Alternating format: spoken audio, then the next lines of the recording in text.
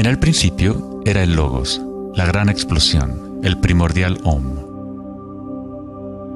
La teoría de la gran explosión dice que el universo físico surgió vertiginosamente de un punto singular inimaginablemente denso y caliente, llamado una singularidad, 1.000 millones de veces más pequeño que la cabeza de un alfiler. No dice el por qué ni el cómo. Cuanto más misterioso es algo, más asumimos que lo comprendemos.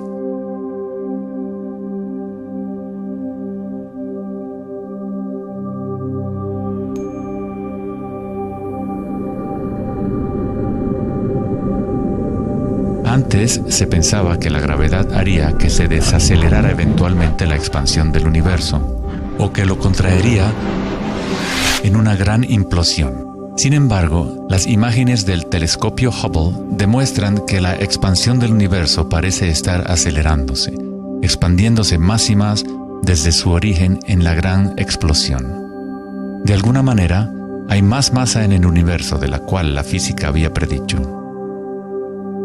Para justificar la masa perdida, los físicos dicen ahora que el universo está compuesto de solamente 4% de materia atómica, o lo que nosotros consideramos materia normal. 23% del universo es materia oscura y 73% es energía oscura, lo cual antes pensábamos que era espacio vacío. Es como un sistema nervioso invisible que recorre el universo conectando todas las cosas.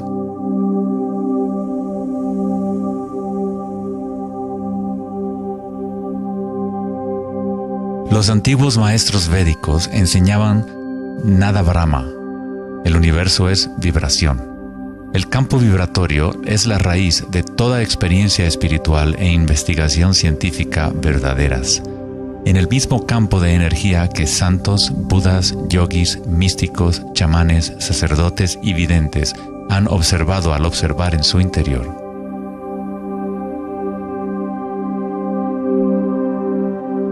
Se le ha denominado Akasha, el primordial Om, la red de joyas de Indra, la música de las esferas y miles de otros nombres a través de la historia.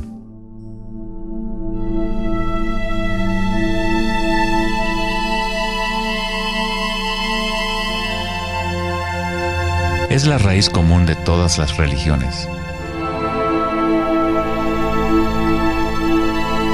Y el vínculo entre nuestros mundos interiores y exteriores.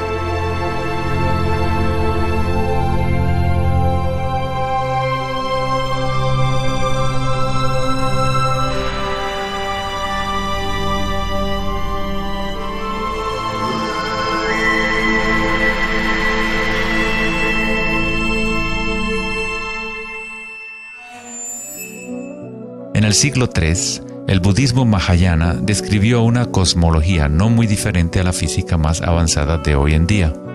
La red de joyas de Indra es una metáfora usada para describir una enseñanza védica mucho más antigua que ilustra la forma en que se teje la trama del universo. Indra, el rey de los dioses, dio a luz el sol y mueve los vientos y las aguas.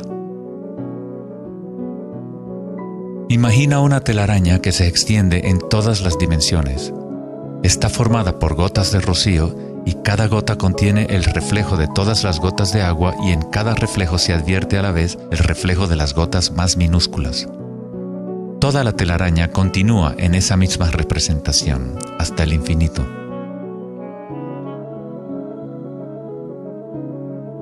La red de Indra podría ser descrita como un universo holográfico, donde hasta el más mínimo rayo de luz contiene el patrón completo de la totalidad. Se hace referencia a veces al científico serbio-americano Nikola Tesla como el hombre que inventó el siglo XX. Tesla fue el responsable del descubrimiento de la electricidad de corriente alterna y muchos otros inventos que ahora son parte de la vida cotidiana. Debido a su interés en las antiguas tradiciones védicas, Tesla se encontraba en una posición única para comprender la ciencia a través de un modelo tanto oriental como occidental. Como todos los grandes científicos, Tesla investigó profundamente los misterios del mundo exterior, pero también observó profundamente su interior. Al igual que los antiguos yogis, Tesla utilizó el término akasha para describir el sentido etéreo que se extiende a lo largo de todo. Tesla estudió con Swami Vivekananda, un yogi que trajo las enseñanzas antiguas de India al occidente. En las enseñanzas védicas, akasha es el espacio en sí, el espacio que los otros elementos llenan, que existe simultáneamente con la vibración. Son inseparables. Akasha es el yin del yang del prana.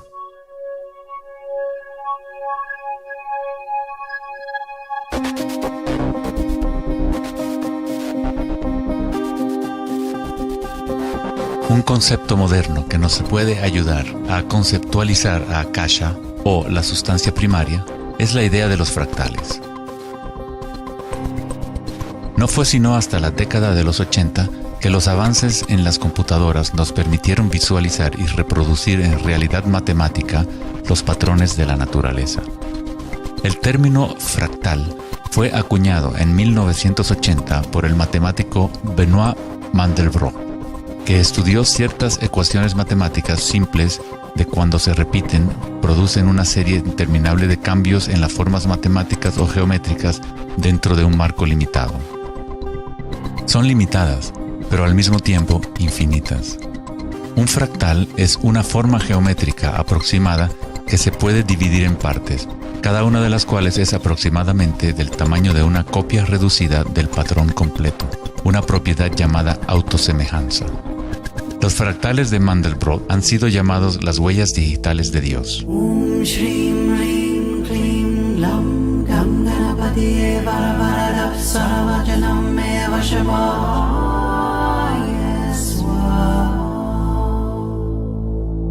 Estás viendo obras de arte creadas por la propia naturaleza.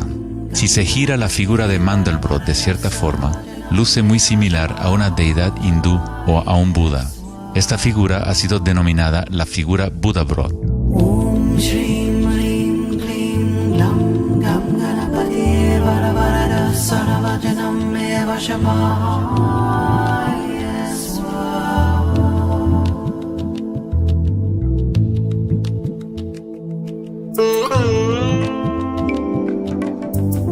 Si nos fijamos en algunas formas de arte y arquitectura antigua, veremos que los humanos hemos asociado la belleza y lo sagrado con patrones fractales desde hace ya mucho tiempo.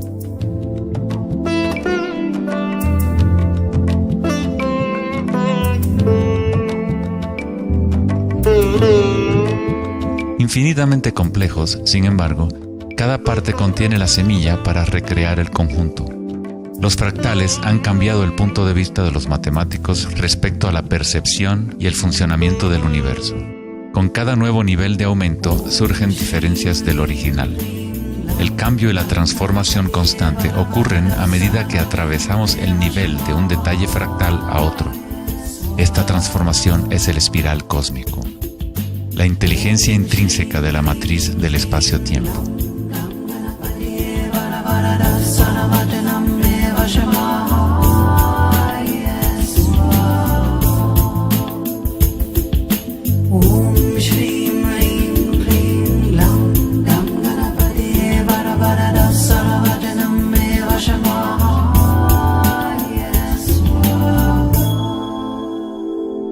Los fractales son caóticos en su esencia, contienen ruido y orden. Cuando nuestras mentes reconocen o definen un patrón, nos enfocamos en él como si fuera una cosa. Tratamos de encontrar los patrones que consideramos bellos, pero a fin de sostenerlos en nuestras mentes, debemos apartar el resto del fractal.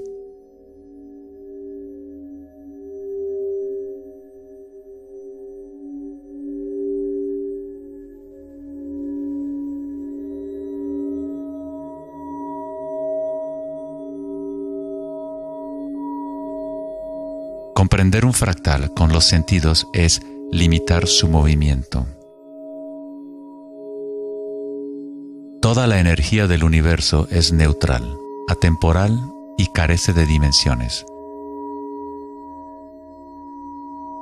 Nuestra propia creatividad y la capacidad de reconocimiento de patrones es la relación entre el microcosmos y el macrocosmos. el mundo eterno de las ondas y el sólido mundo de las cosas. La observación es un acto de creación a través de las limitaciones inherentes del pensamiento. Estamos creando la ilusión de solidez de las cosas al etiquetarlas y nombrarlas. El filósofo Kierkegaard dijo: si me nombras, me niegas.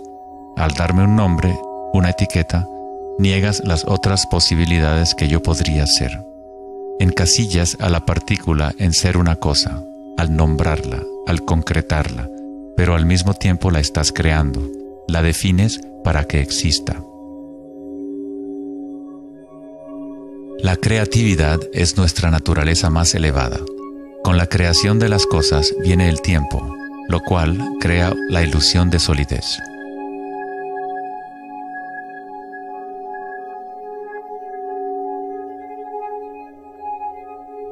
Einstein fue el primer científico en comprender que lo que nosotros consideramos espacio vacío no es la nada, posee propiedades y casi incalculables cantidades de energía son parte intrínseca de la naturaleza del espacio. El famoso físico Richard Feynman dijo en una ocasión: hay suficiente energía en un solo metro cúbico de espacio para hervir todos los océanos del mundo.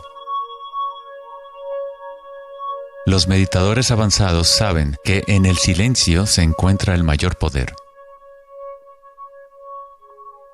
Buda tenía otro término para la sustancia primaria. La llamaba kalapas. Las kalapas son como partículas u ondas minúsculas que están surgiendo y desapareciendo miles de millones de veces por segundo.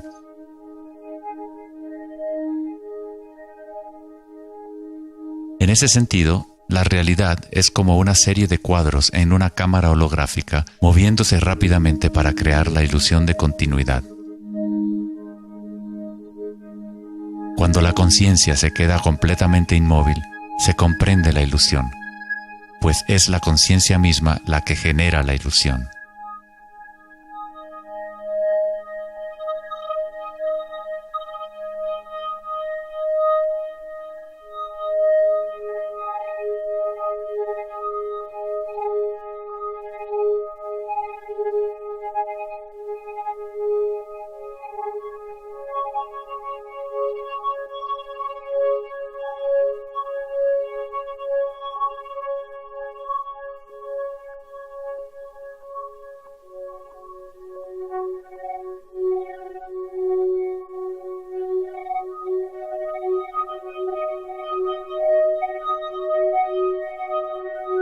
En las tradiciones antiguas orientales se sabía desde hace miles de años que todo es vibración. Nada brama, el universo es sonido.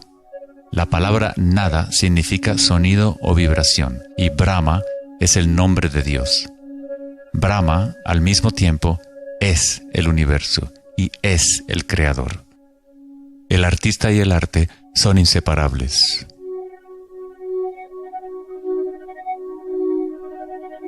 En los Upanishads, uno de los más antiguos registros de los seres humanos en la antigua India, se dice que Brahma, el creador, estaba sentado sobre una flor de loto, abrió los ojos y el mundo surgió.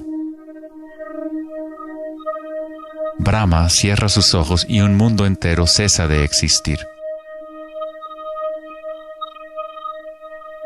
Algunos místicos, yogis y sabios han sostenido que hay un campo a nivel de la raíz de la conciencia, el campo akáshico o los registros akáshicos, donde toda la información, todas las experiencias pasadas, presentes y futuras existen ahora y siempre.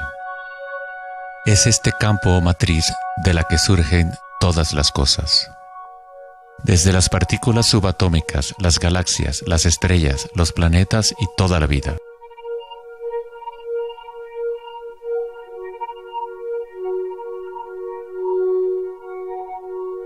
Nunca ves nada en su totalidad, ya que todo está formado de capas y capas de vibración y está constantemente cambiando. Intercambio de información con Akasha. Un árbol bebe del sol, del aire, de la lluvia y de la tierra.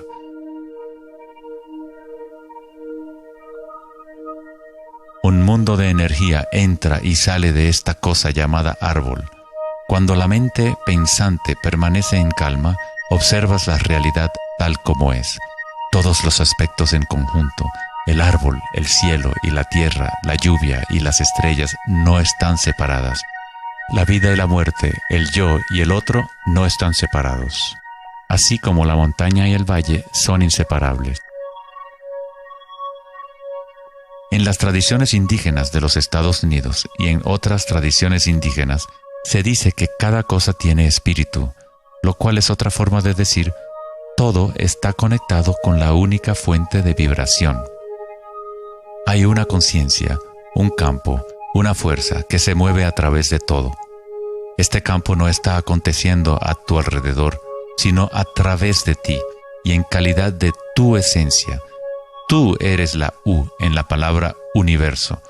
Eres los ojos con los cuales la creación se observa a sí misma. Cuando te despiertas de un sueño, te das cuenta que todo lo del sueño era parte de ti. Tú lo estabas creando. Es igual para lo que llamamos la vida real. Cada uno y cada cosa eres tú. La única conciencia mirando a través de cada ojo, bajo cada roca,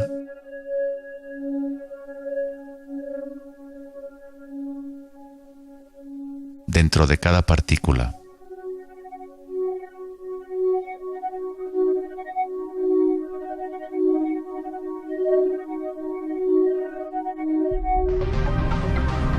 Los investigadores internacionales del CERN, el Laboratorio Europeo de Física de Partículas, están buscando este campo que se extiende a lo largo de todas las cosas. Pero en lugar de mirar hacia adentro, miran al mundo físico externo. Científicos del laboratorio CERN en Ginebra, Suiza, anunciaron que habían encontrado el bosón de Higgs, o la partícula de Dios. Los experimentos del bosón de Higgs demostraron científicamente que un campo de energía invisible llena el vacío del espacio. El gran colisionador de hadrones del CERN consiste en un anillo de 17 millas de circunferencia en la que dos haces de partículas corren en direcciones opuestas, convergiendo y estrellándose casi a la velocidad de la luz. Los científicos observan lo que surge de las violentas colisiones. El modelo estándar no puede explicar cómo las partículas obtienen su masa. Todo parece estar compuesto de vibraciones, pero no hay ninguna cosa que esté siendo vibrada. Es como si hubiera un bailarín invisible, una sombra, danzando oculta en el valle del universo. Los demás bailarines siempre han danzado alrededor de este bailarín oculto. Hemos observado la coreografía, pero hasta ahora no podíamos ver el bailarín.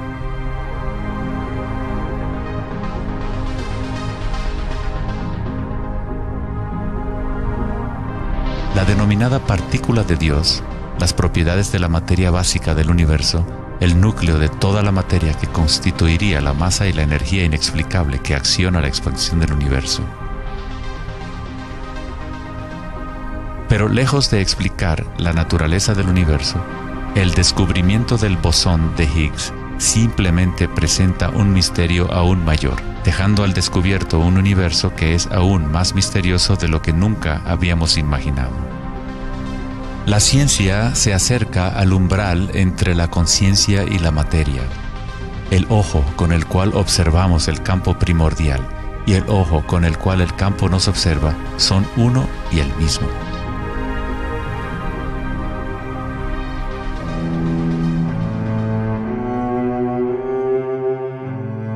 El célebre escritor alemán Wolfgang von Goethe dijo: "La onda es el fenómeno primordial que dio origen al mundo". La simática es el estudio del sonido visible. La palabra simática proviene de la raíz griega kuma, que significa onda o vibración.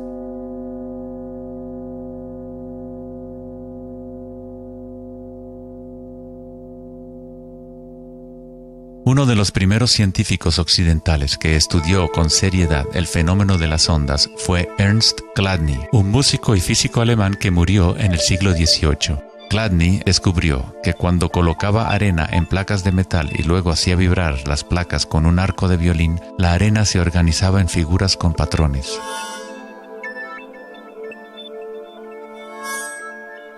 Diferentes formas geométricas aparecían dependiendo de la vibración producida. Chladni registró un catálogo completo de estas formas que se conocen como las figuras de Chladni. Muchos de estos patrones se pueden encontrar en todo el mundo de la naturaleza. Es el caso de las marcas distintivas de la tortuga o los patrones de manchas del leopardo.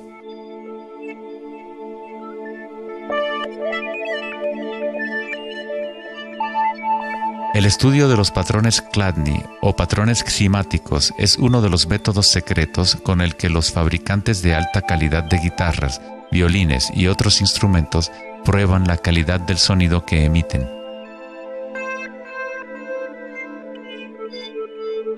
Hans Jenny expandió el trabajo de Chladni en los años 60 usando varios líquidos y amplificación electrónica para generar frecuencias de sonido, y así acuñó el término cimática. Si se envían ondas sinusoidales simples a través de un recipiente con agua, se pueden ver los patrones en el agua. Dependiendo de la frecuencia de la onda, aparecerán diferentes patrones de ondas.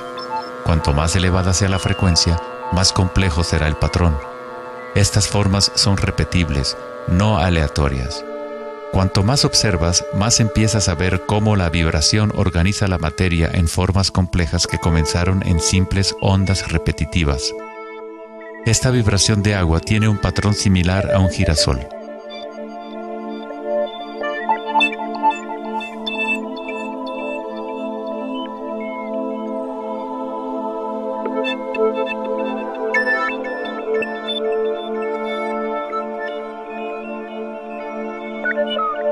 Tan solo cambiando la frecuencia de sonido se obtiene un patrón diferente.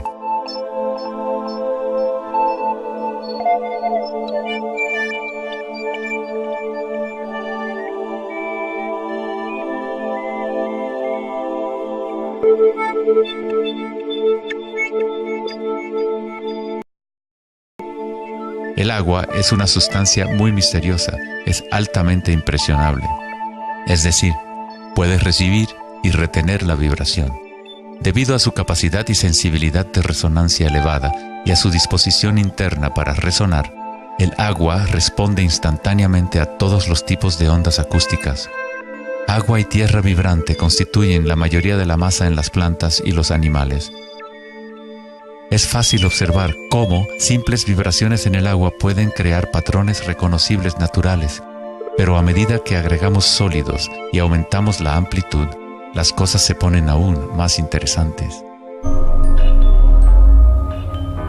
Al añadir almidón de maíz al agua, obtenemos fenómenos más complejos.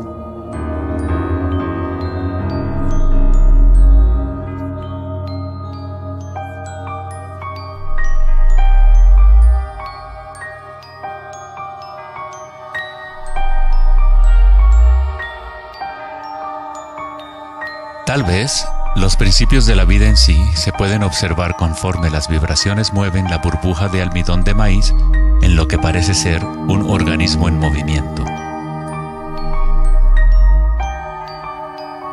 El principio que anima el universo se describe en todas las grandes religiones usando las palabras que reflejan los conocimientos de ese momento en la historia. En el idioma de los incas, el imperio más grande de la América precolombina, la palabra para cuerpo humano es Alpacamasca, lo que significa literalmente tierra viviente. En la Cábala o misticismo judío, hablan del nombre divino de Dios, el nombre impronunciable. No se puede pronunciar debido a que es una vibración que está en todas partes. Se trata de todas las palabras, toda la materia. Todo es la palabra sagrada. El tetaedro es la forma más simple que puede existir en 3 dimensiones. Algo debe tener por lo menos 4 puntos para tener realidad física. La estructura del triángulo es el único patrón de la naturaleza que se autoequilibra. En el Antiguo Testamento, la palabra tetragrámaton se utilizaba a menudo para representar una cierta manifestación de Dios. Se usaba cuando se hablaba de la palabra de Dios o del nombre especial de Dios, logos o la palabra primordial. Las antiguas civilizaciones sabían que en la estructura de la raíz del universo estaba la figura tetraédrica. De esta forma, la naturaleza exhibe un impulso fundamental hacia el equilibrio, Shiva, pero a la vez exhibe un impulso fundamental hacia el cambio, Shakti.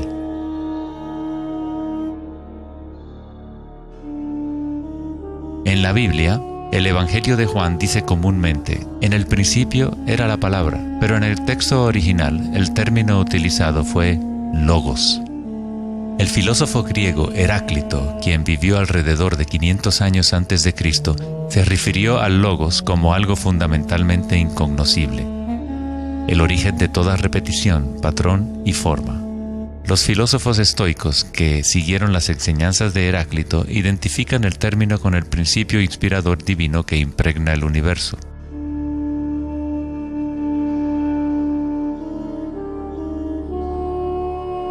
En el sufismo, el logos está en todas partes y en todas las cosas.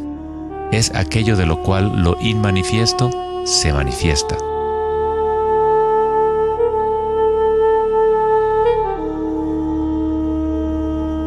En la tradición hindú, Shiva Nataraja significa literalmente Señor de la danza. El cosmos entero danza al tambor de Shiva. Todo está imbuido o impregnado con la pulsación. El mundo puede seguir evolucionando y cambiando solo mientras Shiva siga danzando. De otra forma, colapsa de regreso a la nada.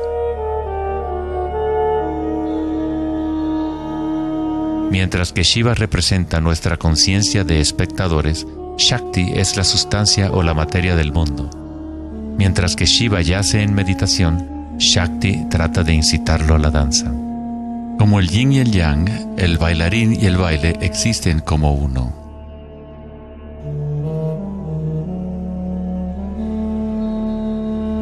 Logos también significa verdad inocultable. Aquel que conoce el logos, conoce la verdad.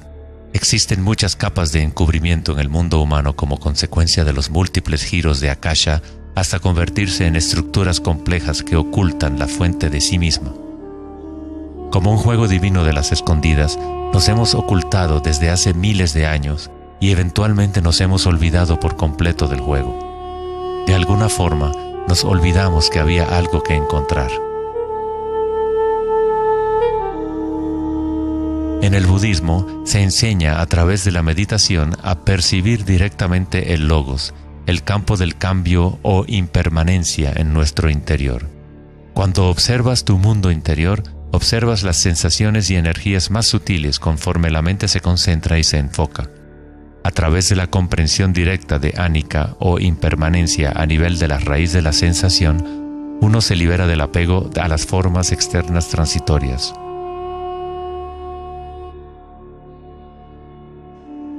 Una vez que tomamos conciencia de que hay un campo vibratorio que es la raíz común de todas las religiones, ¿cómo podemos decir mi religión?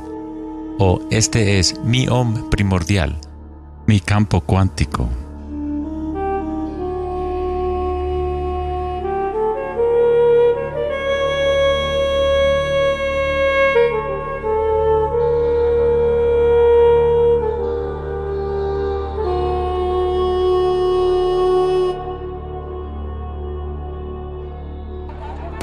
La verdadera crisis en nuestro mundo no es de carácter social, político o económico.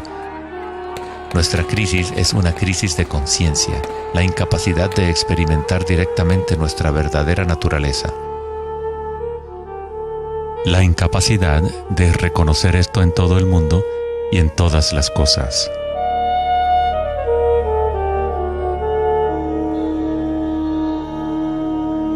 En la tradición budista, el bodhisattva es la persona con una naturaleza búdica despierta. Un bodhisattva se compromete a ayudar a despertar a cada ser en el universo, comprendiendo que solo hay una conciencia. Para despertar el verdadero ser, uno debe despertar a todos los seres.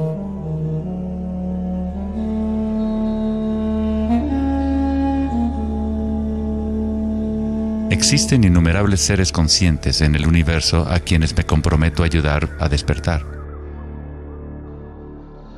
Mis imperfecciones son inagotables. Prometo vencerlas todas. El Dharma es inescrutable. Me comprometo a conocerlo. El camino a despertar es inalcanzable. Me comprometo a alcanzarlo.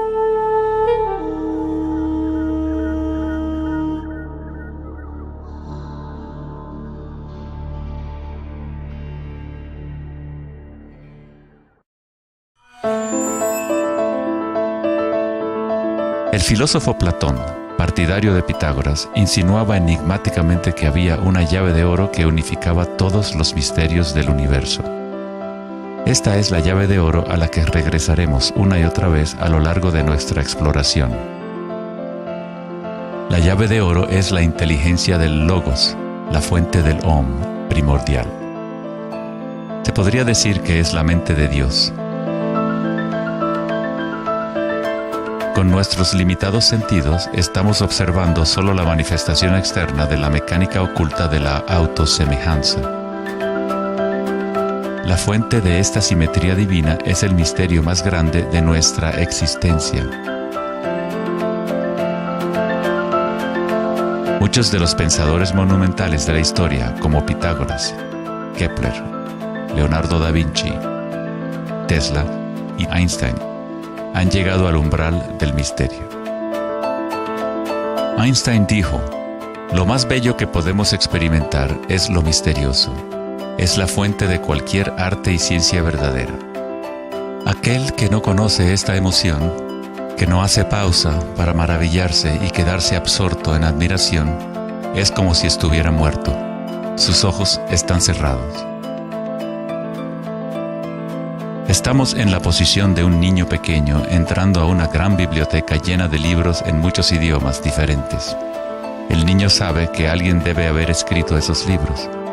No sabe cómo. No entiende los idiomas en que están escritos. El niño sospecha ligeramente que hay un orden misterioso en la disposición de los libros, pero no sabe cuál es. A mí me parece que esa es la actitud, inclusive del ser humano más inteligente, hacia Dios. Vemos un universo maravillosamente ordenado que obedece ciertas leyes.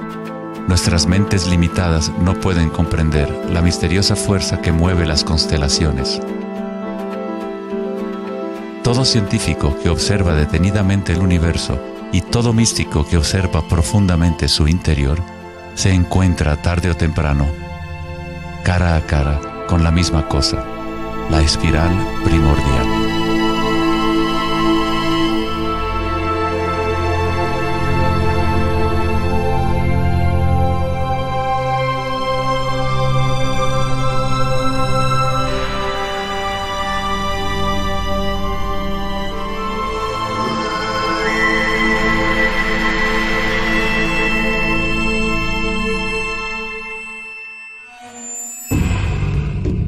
Mil años antes de la creación del antiguo observatorio de Stonehenge, la espiral era un símbolo predominante en la Tierra.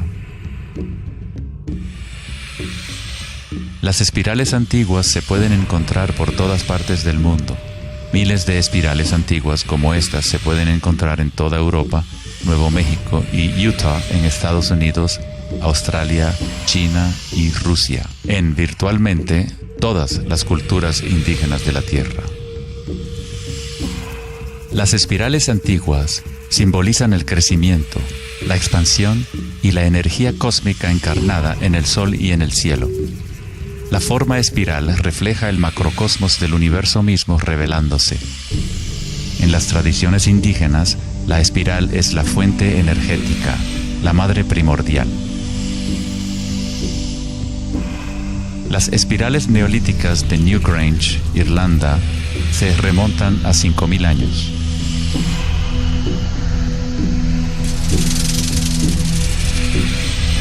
Tienen 500 años más que la Gran Pirámide de Giza y son igual de enigmáticas ante los observadores modernos. Las espirales se remontan a una época en la historia en donde los humanos estaban más conectados con la Tierra, con los ciclos y las espirales de la naturaleza. Una época en que los seres humanos se identificaban menos con los pensamientos. La espiral es lo que percibimos como la fuerza de torsión en el universo.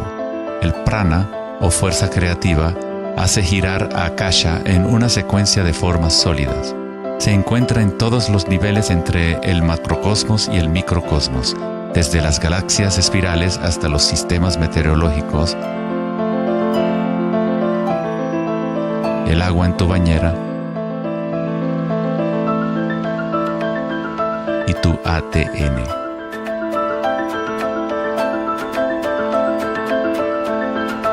En la experiencia directa de tu propia energía, la espiral primordial no es una idea, sino más bien lo que hace posible toda condición e idea.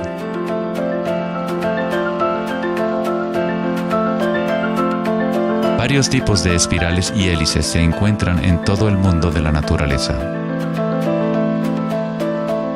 Caracoles,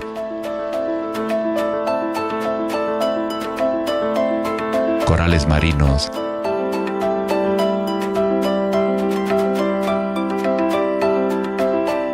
telarañas,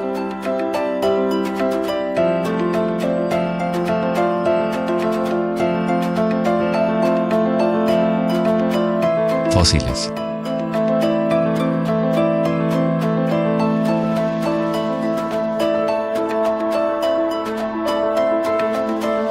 En las colas de los caballitos de mar,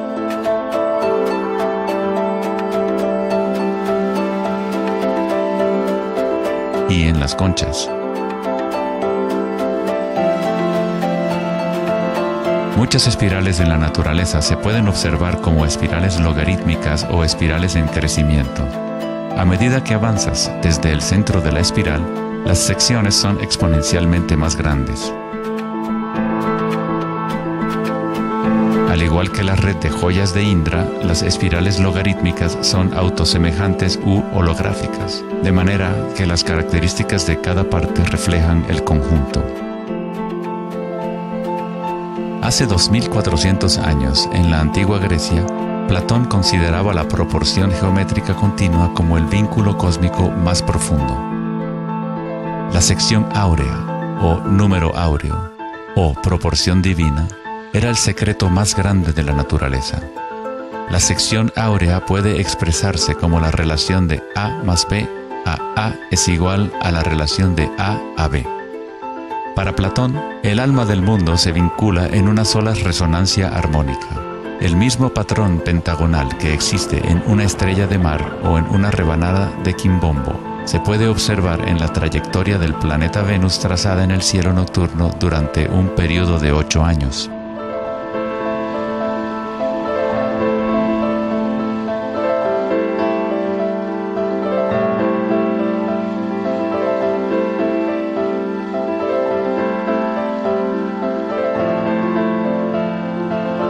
Se observa en el mundo inteligible de las formas en el cielo y en el mundo visible de los objetos materiales en la Tierra, a través de este principio de la autosemejanza geométrica. Desde los patrones autosemejantes del brócoli romanesco hasta las ramas de las galaxias, las espirales logarítmicas son patrones omnipresentes y arquetípicos. Nuestra galaxia de la Vía Láctea tiene varias ramas espirales logarítmicas con una pendiente de unos 12 grados. Cuanto mayor la pendiente de la espiral, más compactos son los giros. Al observar una planta que crece a intervalos de tiempo en un video, uno es testigo de su danza con la espiral de la vida.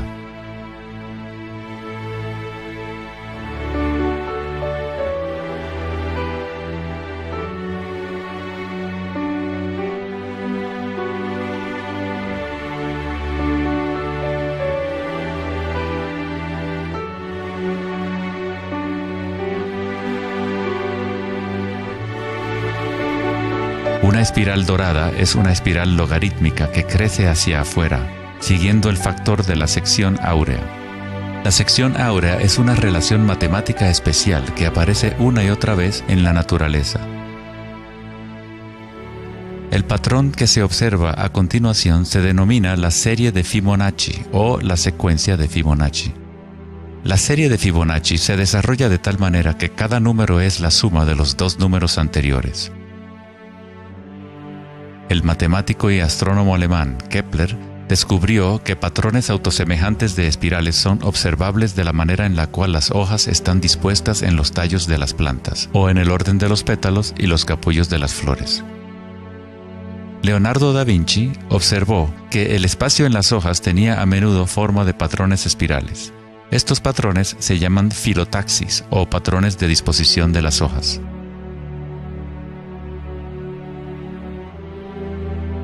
La disposición filotaxis se puede observar en los nucleótidos independientes del ADN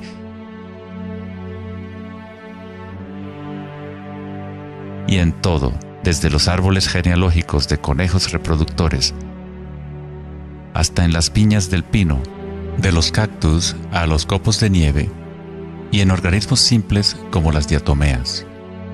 Las diatomeas son uno de los tipos más comunes de fitoplancton, organismos unicelulares que sirven de alimento a numerosas especies en la cadena alimenticia.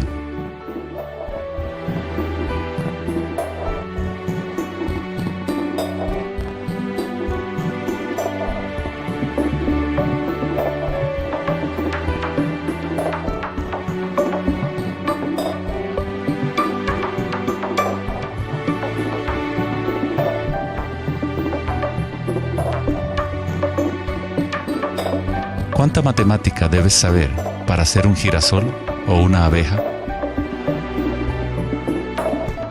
La naturaleza no consulta al departamento de física para producir un brócoli.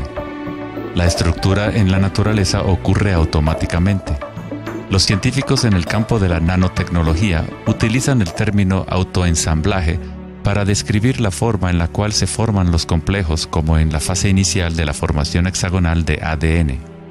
En la ingeniería de la nanotecnología, los nanotubos de carbono se componen de una disposición similar de materiales. La naturaleza hace este tipo de geometría una y otra vez sin esfuerzo, automáticamente, sin una calculadora. La naturaleza es precisa y extremadamente eficiente. Según el famoso arquitecto y autor Buckminster Fuller, estos patrones son una función del espacio-tiempo. El ADN y el panal de abejas tienen esa forma por la misma razón que una burbuja es redonda. Es la forma más eficiente que requiere la menor cantidad de energía. El espacio en sí tiene una forma y permite solo ciertas configuraciones de la materia, siempre volviendo a lo más eficiente. Estos patrones son la forma más fuerte y eficiente de construir estructuras arquitectónicas como las cúpulas geodésicas.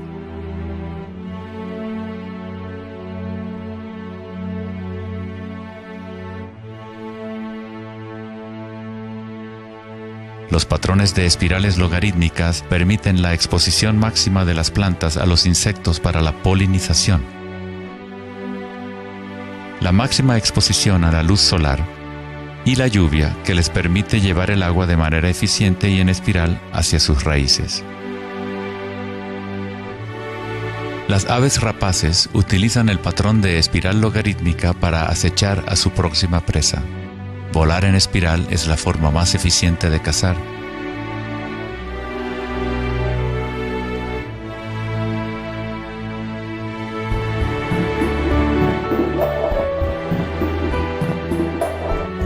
Nuestra capacidad de observar el akasha danzando la espiral de la vida hacia una forma material se relaciona con la habilidad de percibir la belleza y la simetría en la naturaleza. El poeta William Blake dijo: "El universo vegetativo se abre como una flor desde el centro de la tierra en donde mora la eternidad. Se expande desde las estrellas hasta el caparazón mundano y ahí se encuentra con la eternidad de nuevo, tanto desde dentro como desde fuera".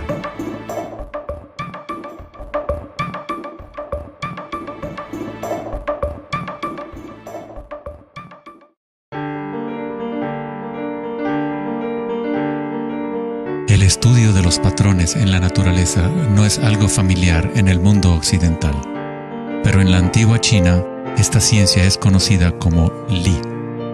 El Li refleja el orden dinámico y el patrón en la naturaleza. Pero no es considerado algo estático, congelado o inmutable como un mosaico. Es un patrón dinámico que se materializa en todos los seres vivos.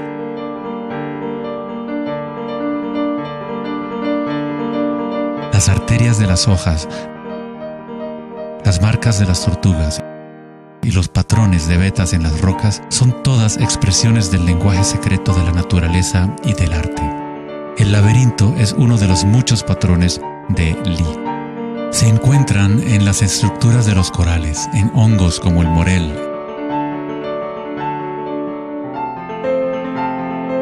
en coles y en el cerebro humano.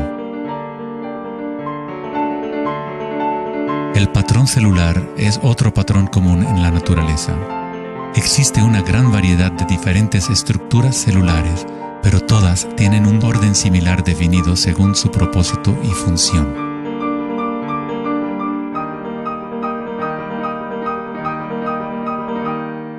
Es fácil quedarse fascinado ante el juego constante de formas, pero lo más interesante es que ciertas formas arquetípicas parecen estar entretejidas en la trama de la naturaleza. El patrón de ramificación es otro patrón Li, o modelo arquetípico observable en todos los niveles y en todas las escalas fractales.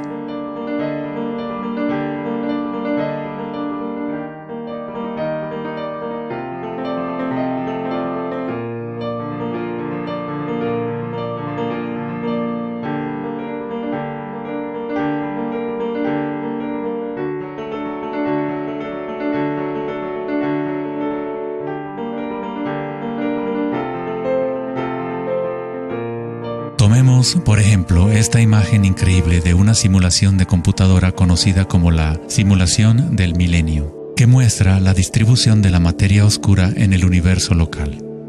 Fue creada por Max Planck Society en Alemania. La materia oscura es lo que antes considerábamos espacio vacío. Es como un sistema nervioso invisible que recorre todo el universo.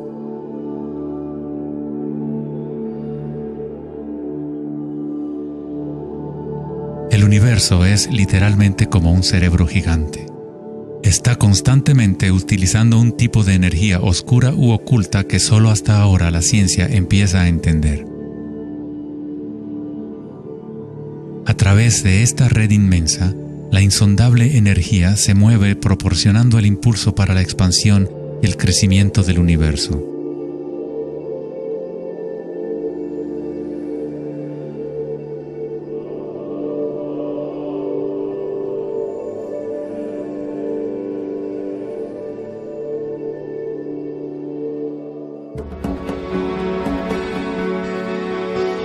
La naturaleza crea patrones de ramificación automáticamente cuando creamos las condiciones adecuadas.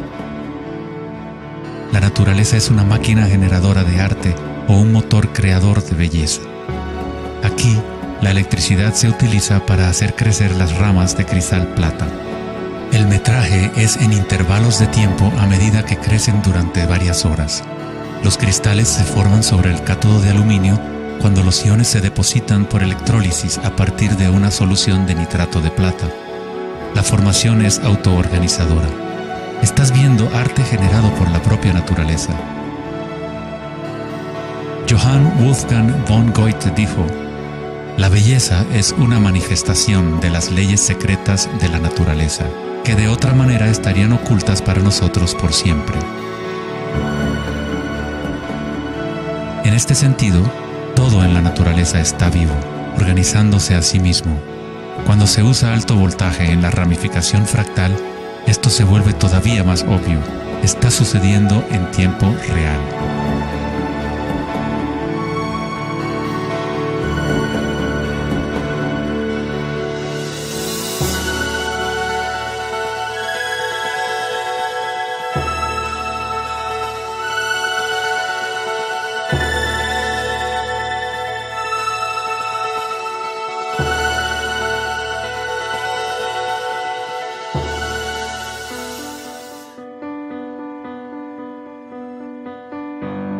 cuerpo humano se encuentran patrones y estructuras ramificadas por todas partes.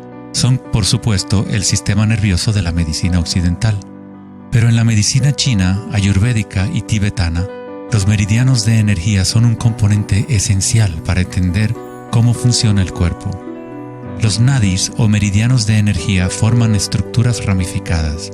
Una autopsia no revelará los chakras o nadis, pero eso no quiere decir que no existen. Es necesario refinar las herramientas que usamos para poder observar. En primer lugar, debes aprender a acallar tu mente. Solo entonces podrás ver estas cosas primero en tu interior. En la teoría eléctrica, cuanta menos resistencia haya en un cable, más fácilmente puede transportar energía. Al cultivar la ecuanimidad a través de la meditación, se crea un estado de no resistencia en tu cuerpo. Prana o chi, o energía interna, es simplemente tu vitalidad interior. Lo que sientes cuando tomas conciencia desde el interior del cuerpo.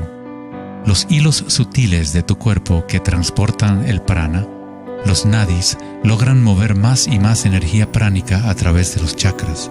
El cableado se hace más fuerte a medida que lo usas, pues permites que la energía fluya. Donde quiera que haya conciencia, el chi o energía comenzará a fluir y prosperarán las conexiones físicas. En el sistema nervioso y el cerebro, los patrones físicos de cableado se establecen por repetición. Si prestas atención continuamente a lo que está en tu interior y reduces la resistencia a las sensaciones que están experimentando, incrementas tu capacidad energética.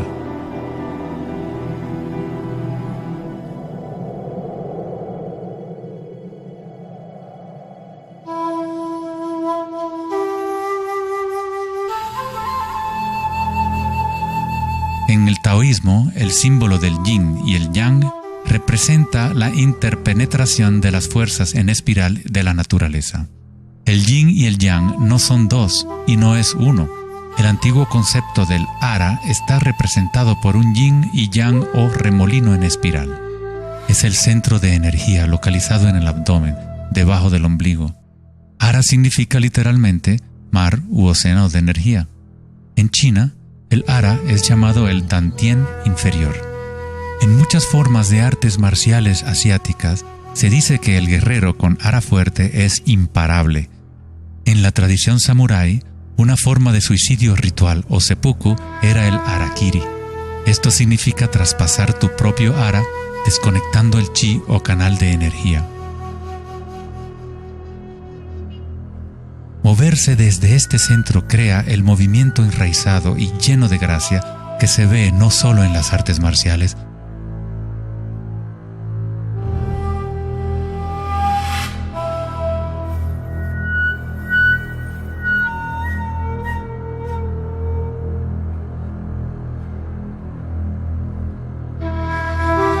sino en grandes golfistas, bailarinas de danza del vientre,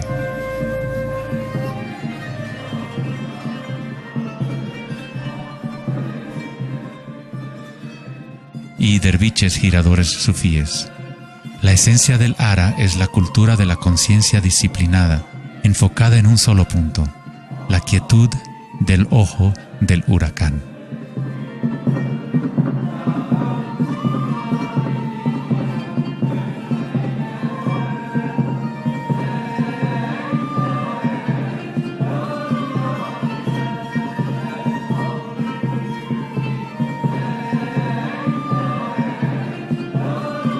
Es el instinto de nuestras entrañas con relación a nuestra propia fuente de energía.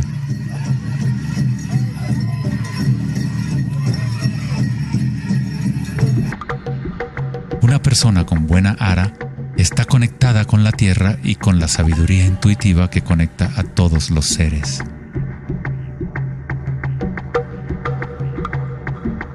Pensar con tu vientre, el ara de Kengasai, es conectarte con tu sabiduría interior.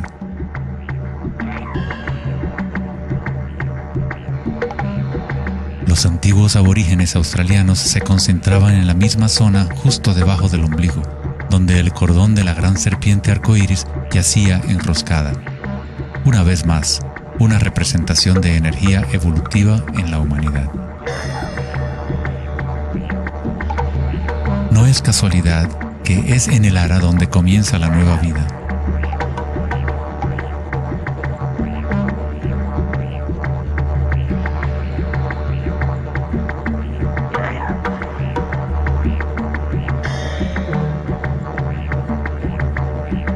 El sistema nervioso entérico, a veces llamado cerebro intestinal, es capaz de mantener una matriz compleja de conexiones similares a las del cerebro en la cabeza, con sus propias neuronas y neurotransmisores. Puede actuar de forma autónoma, es decir, con su propia inteligencia. Se podría decir que el cerebro intestinal es una versión fractal del cerebro de la cabeza, o tal vez el cerebro de la cabeza es una versión fractal del cerebro intestinal. Un oso sano tiene un ara fuerte. Cuando un oso sabe dónde hurgar para encontrar hierbas, sigue el movimiento del chi a través de sus sentidos, centrando en el ara o vientre. Esta es la conexión del oso con la cabaña de los sueños, el lugar en las tradiciones indígenas de donde proviene todo el conocimiento y regresa hacia la espiral de la vida. Pero, ¿cómo conocían los antiguos pueblos la espiral, si la ciencia moderna está apenas empezando ahora a reconocer su importancia? Pregúntale a las abejas. Ellas no se han olvidado de amar. Las abejas tienen una conexión especial con la fuente como parte de un sistema simbiótico que ayuda a la belleza y a la diversidad a florecer. Son un puente entre el macrocosmos y el microcosmos. Hay un corazón que nos conecta a todos, como una mente colectiva, por llamarla así. Al igual que un cerebro abierto, la colmena envía sus sueños al mundo para manifestarse.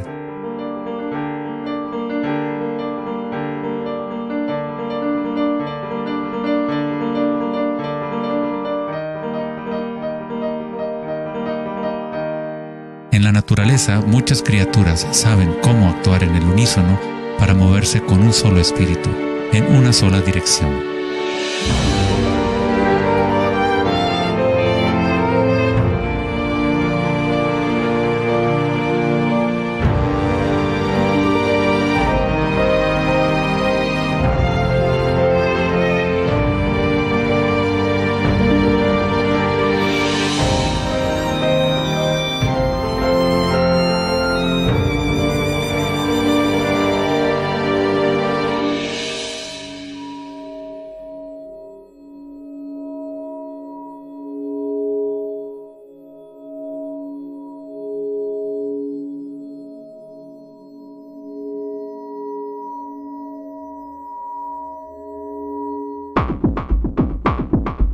Pero no todos se benefician de las otras especies a su alrededor.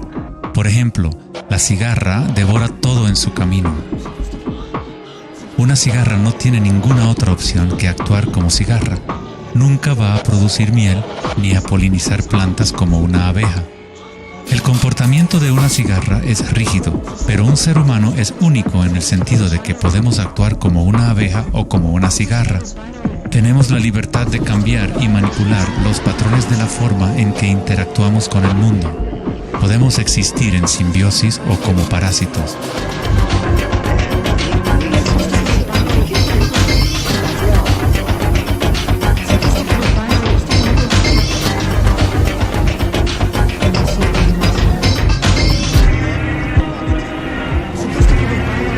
Hoy en día, los seres humanos tratan de entender la espiral con la mente racional, pero nunca ha sido el pensamiento el que nos conecta con la espiral de la vida. Siempre hemos estado conectados.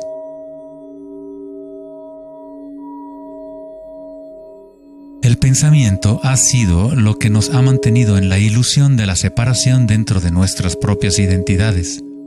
El pensamiento es la creación de la separación, la experiencia de limitación. Cuanto más nos alineamos con el pensamiento, más nos alejamos de la fuente.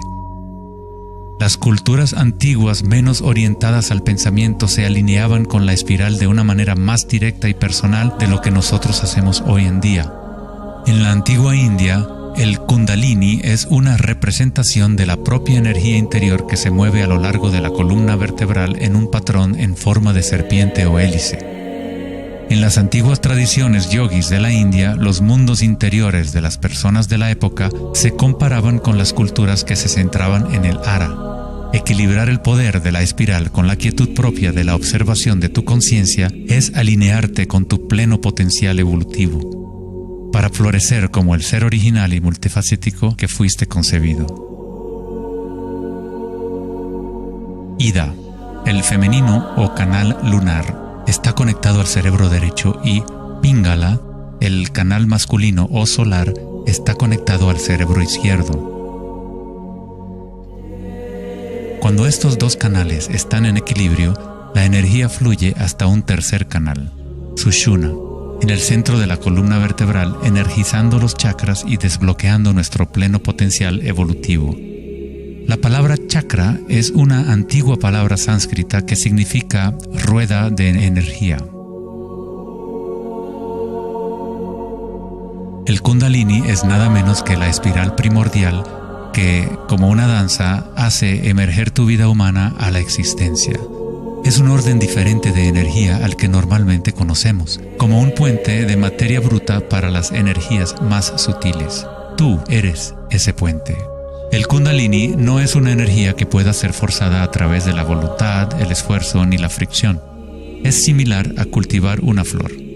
Todo lo que podemos hacer como buenos jardineros es preparar la tierra y las condiciones adecuadas y luego dejar que la naturaleza siga su curso.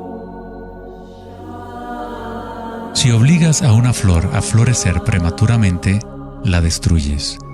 La flor crece con su propia inteligencia, con su propia guía de organización. La mentalidad egoica que se obsesiona con el mundo exterior es lo que te impide experimentar tu verdadera naturaleza vibratoria. Cuando la conciencia se vuelca hacia el interior, se asemeja a los rayos del sol y comienza a florecer el loto interior. Conforme el Kundalini despierta en nuestro interior, comenzamos a notar el distintivo de la espiral en todas las cosas. En todos los patrones internos y externos, esta espiral es el vínculo entre nuestros mundos interiores y exteriores.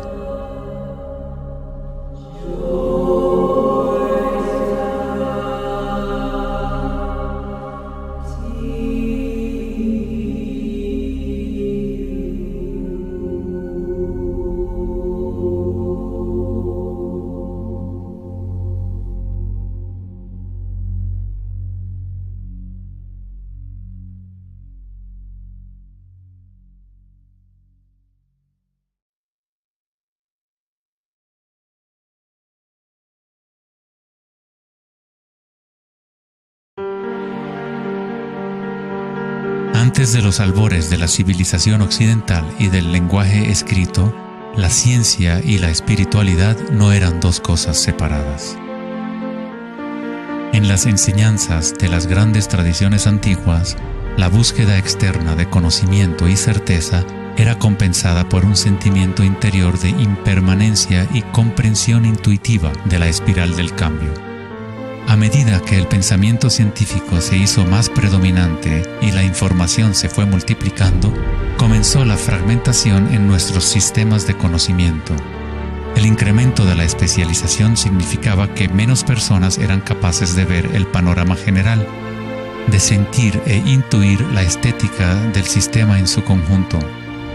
Nadie se preguntaba, ¿será que todo este razonamiento es bueno para nosotros? La sabiduría antigua está aquí entre nosotros, oculta a plena vista. Pero estamos demasiado preocupados con nuestros pensamientos como para reconocerla. Esta sabiduría olvidada es la manera de restablecer el equilibrio entre lo interno y lo externo, el yin y el yang, entre la espiral del cambio y la quietud de nuestro centro.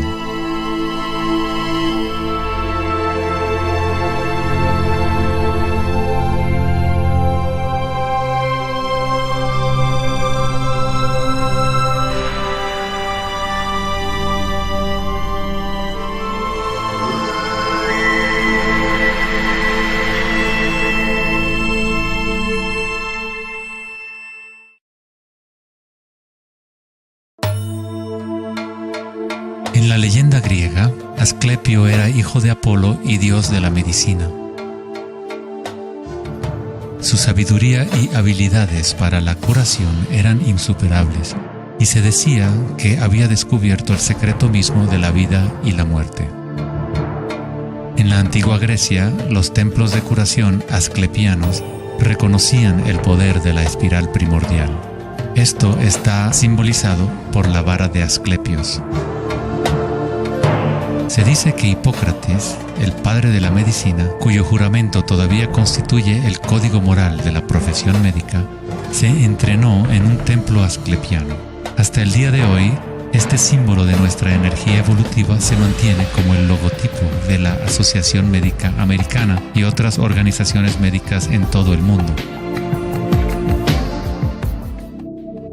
En la iconografía egipcia, la serpiente y el pájaro representan la dualidad o polaridad de la naturaleza humana.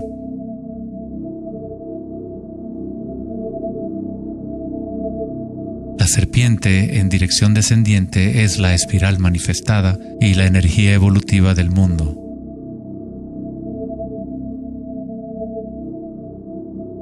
El pájaro es la dirección ascendiente, la corriente dirigida hacia el sol o la concientización unívoca del despertar, el vacío de Akasha.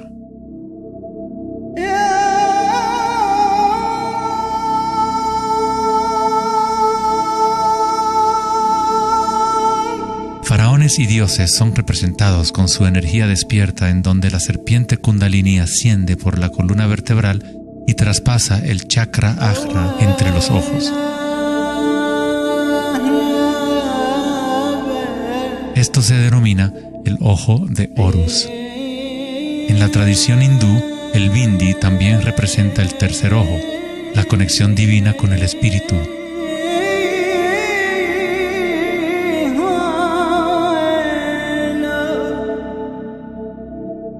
La máscara de Tutankamón es un ejemplo clásico que muestra temas de serpientes y aves.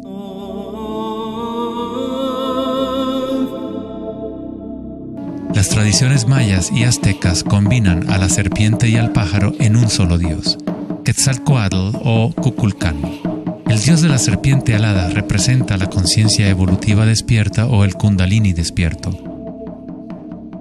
La persona que despierta a Quetzalcóatl en su interior es una manifestación viviente de lo divino. Se dice que Quetzalcóatl o la energía de la serpiente regresará al final de los tiempos.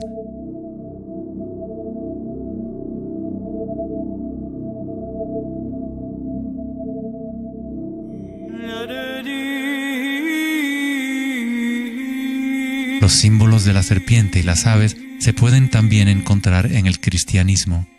Su significado real podría estar codificado de una manera más profunda, pero el significado es el mismo que en otras tradiciones antiguas. En el cristianismo, el pájaro o paloma que se ve a menudo sobre la cabeza de Cristo representa al Espíritu Santo o Kundalini Shakti a medida que asciende al sexto chakra y más allá. Los místicos cristianos llaman al Kundalini por otro nombre, Espíritu Santo. En Juan 3:14 dice: así como Moisés levantó la serpiente en el desierto, así también es necesario que el Hijo del Hombre sea levantado. Jesús y Moisés despertaron su energía Kundalini, trayendo el despertar de la conciencia a las fuerzas inconscientes reptilianas que rigen los deseos del ser humano. Se dice que Jesús pasó 40 días y 40 noches en el desierto, durante los cuales fue tentado por Satanás. De igual forma, Buda fue tentado por Mara cuando estaba sentado en busca de la iluminación bajo el árbol Bodhi o árbol de la sabiduría. Tanto Cristo como Buda tuvieron que alejarse de la tentación de los placeres sensoriales y mundanos.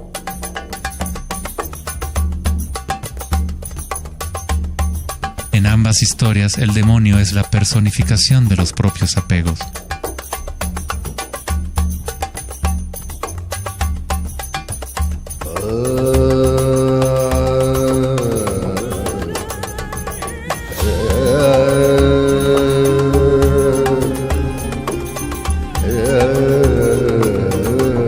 Si leemos la historia de Adán y Eva a través de la luz de las tradiciones védicas y egipcias, descubrimos que la serpiente que vigila el árbol de la vida es el Kundalini.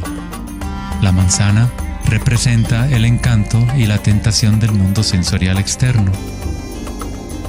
Distrayéndonos del conocimiento del mundo interior, del árbol del conocimiento interior,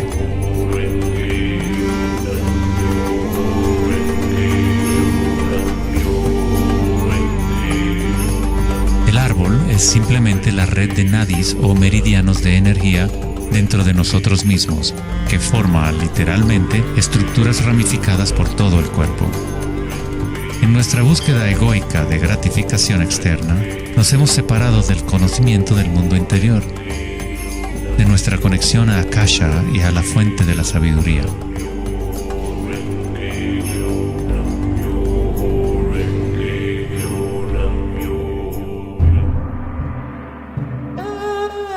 Muchos de los mitos históricos del mundo sobre dragones pueden interpretarse como metáforas de las energías internas de las culturas de las cuales forman parte. En China, el dragón sigue siendo un símbolo sagrado que representa la felicidad. Al igual que los faraones egipcios, los antiguos emperadores chinos que habían despertado sus energías evolutivas fueron representados por la serpiente alada o dragón. El tótem real del emperador de Jade o el emperador celestial muestra un balance similar a los canales de Ida y Pingala. El yin y el yang del taoísmo es el despertar del centro pineal, o como lo denomina el taoísmo, el Dantien superior.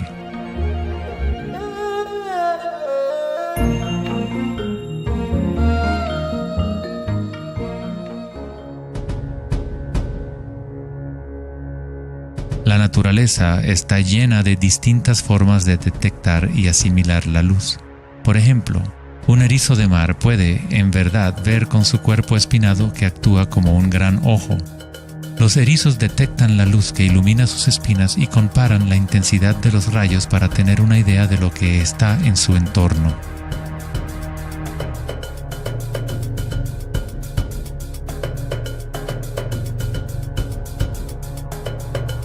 Las iguanas verdes y otros reptiles tienen un ojo parietal o glándula pineal en la parte superior de la cabeza que utilizan para detectar depredadores desde arriba.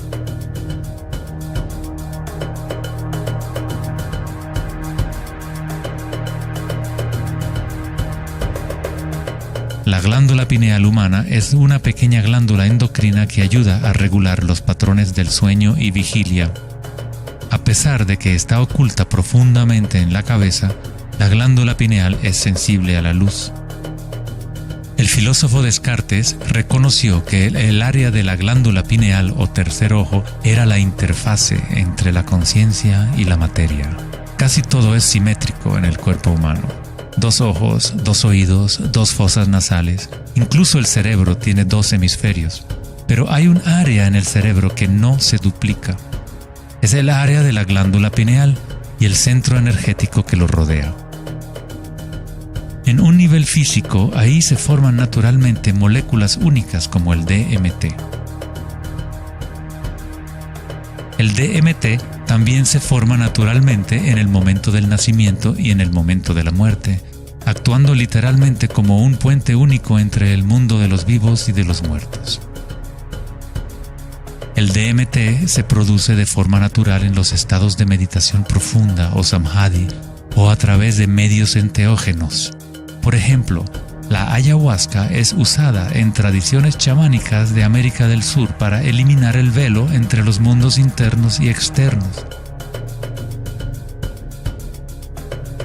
La palabra pineal en sí tiene la misma raíz que la piña del pino, pues la glándula pineal representa un patrón espiral de filotaxis similar. Este modelo, que también conocido como flor del patrón de vida, es común en obras de arte antiguas que representan seres iluminados o despiertos.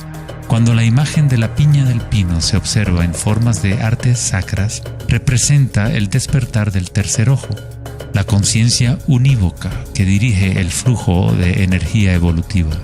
La piña del pino representa el florecimiento de los chakras superiores que se activan mientras Sushumna se eleva hasta el chakra Ajna y más allá. En la mitología griega, los seguidores de Dionisio llevaban una panícula o báculo gigante, envuelto en hojas enredadera en espiral y una piña de pino en el extremo superior. Una vez más, representa la energía de Dionisio o Kundalini Shakti, mientras asciende por la columna vertebral al cuerpo pineal del sexto chakra. En el corazón del Vaticano, tal vez esperarías ver una gigantesca escultura de Jesús o María, y en su lugar hay una estructura de piña de pino gigante, lo que indica que en la historia cristiana pudo haber habido conocimiento de los chakras y el Kundalini, pero por alguna razón se mantuvo oculto de las masas. La explicación oficial de la Iglesia es que la piña del pino es un símbolo de regeneración y representa la nueva vida en Cristo.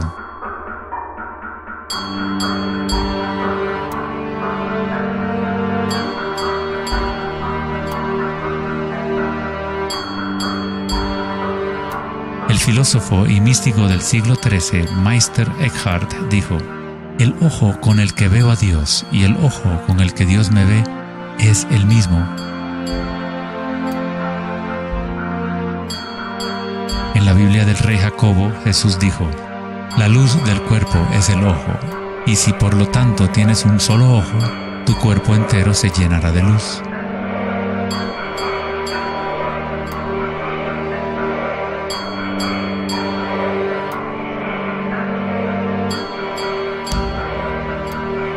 Buda dijo: "El cuerpo es el ojo". En estado de Samadhi, uno es a la vez el observador y el observado. Somos el universo consciente de sí mismo.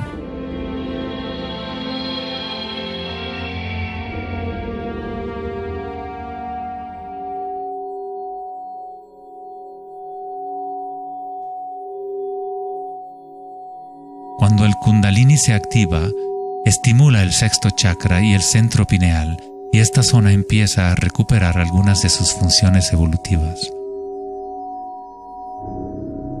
La meditación en la oscuridad ha sido utilizada durante miles de años como una forma de activar el sexto chakra en el área de la glándula pineal.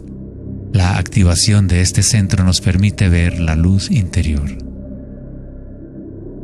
Ya sea el yogi proverbial o el chamán en retiro profundo en una cueva, un taoísta, un iniciado maya o un monje tibetano, todas las tradiciones incorporan un periodo de tiempo durante el cual uno entra en la oscuridad.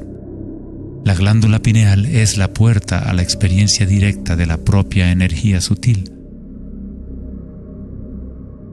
El filósofo Nietzsche dijo: "Si miras fijamente al abismo durante el tiempo suficiente, eventualmente descubrirás que el abismo te mira fijamente de regreso". Los dólmenes o las antiguas tumbas en formas de pórtico se encuentran entre las estructuras más antiguas que quedan en la Tierra. La mayoría datan del periodo neolítico de 3000 a 4000 años antes de Cristo, y algunos en Europa occidental tienen 7000 años de antigüedad. El dolmen se utilizaba para entrar en meditación perpetua como una forma para los humanos de formar un puente entre el mundo exterior e interior. A medida que uno continúa meditando en la oscuridad total, eventualmente empieza a observar la energía interna o luz al activarse el tercer ojo. Los ritmos circadianos que se rigen por el sol y los canales de la luna dejan de controlar las funciones del cuerpo y se establece un nuevo ritmo.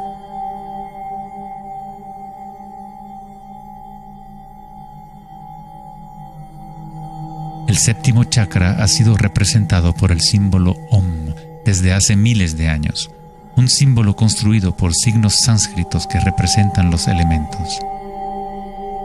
Cuando el Kundalini se eleva más allá del sexto chakra, se empieza a crear un halo de energía. Los halos aparecen constantemente en las pinturas religiosas de diferentes tradiciones en todas partes del mundo.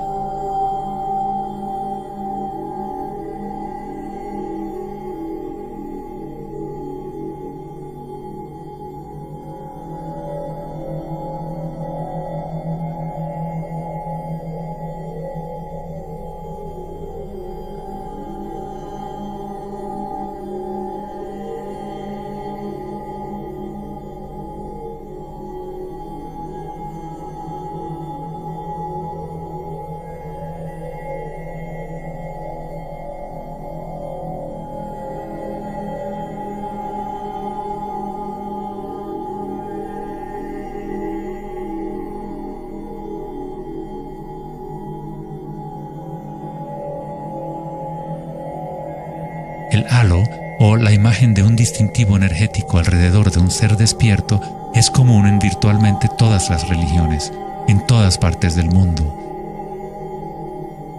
El proceso evolutivo de despertar los chakras no es propiedad de un grupo o de una religión, es el derecho inalienable de todo ser humano en el planeta.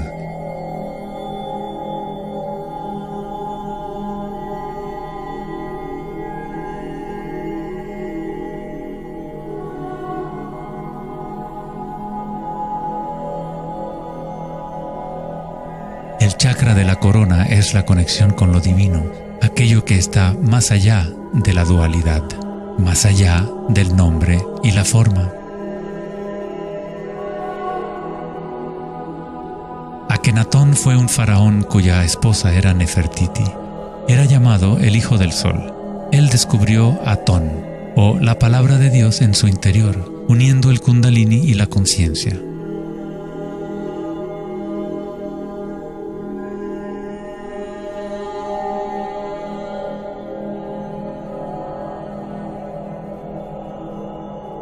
En la iconografía egipcia, una vez más, la conciencia despierta está representada por el disco solar que vemos sobre las cabezas de dioses o seres despiertos.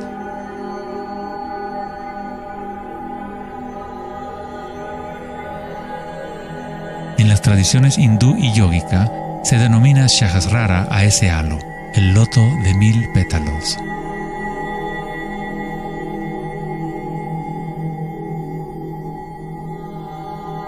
El Buda está asociado con el símbolo de la flor de loto. El patrón de filotaxis es el mismo modelo que se puede encontrar en una flor de loto. Es la flor del patrón de la vida, la semilla de la vida. Es el patrón fundamental en el cual todas las formas encajan. Es la forma absoluta del espacio mismo o una cualidad inherente a Akasha.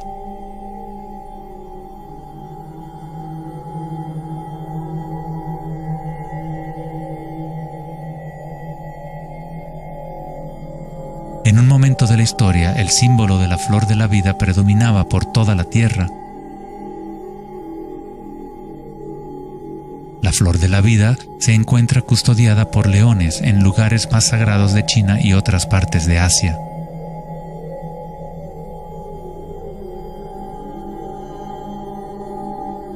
Los 64 hexagramas del I Ching a menudo rodean el símbolo yin-yang, que es otra forma de representación de la flor de la vida. En el interior de la flor de la vida está la base geométrica de todos los sólidos platónicos, de esencialmente cualquier forma que pueda existir. La antigua flor de la vida empieza con la geometría de la estrella de David, o triángulos con sus caras hacia arriba y hacia abajo. En tridimensional serían estructuras tetaédricas.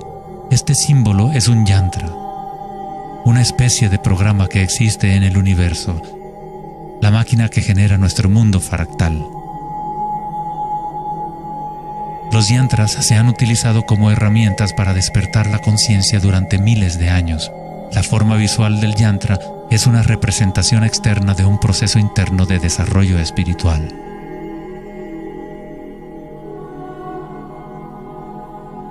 Es la música oculta del universo hecha visible, compuesto por la intersección de formas geométricas y patrones de interferencia.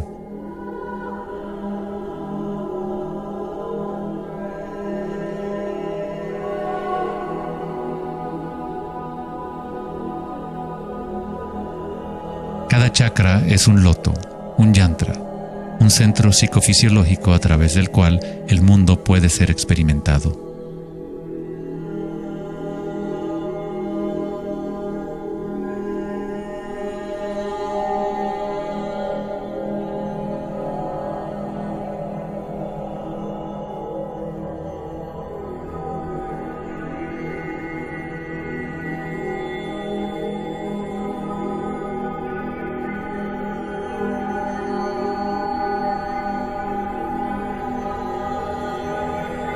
Un yantra tradicional, tal como se puede encontrar en la tradición tibetana, posee valiosas capas de significado, a veces incorporando una cosmología y visión del mundo por completo. El yantra es un patrón en constante evolución que trabaja a través del poder de la repetición o iteración de un ciclo. El poder del yantra está casi perdido en el mundo de hoy, ya que buscamos significado solo en la forma externa y no lo conectamos a nuestras energías internas a través de la intención.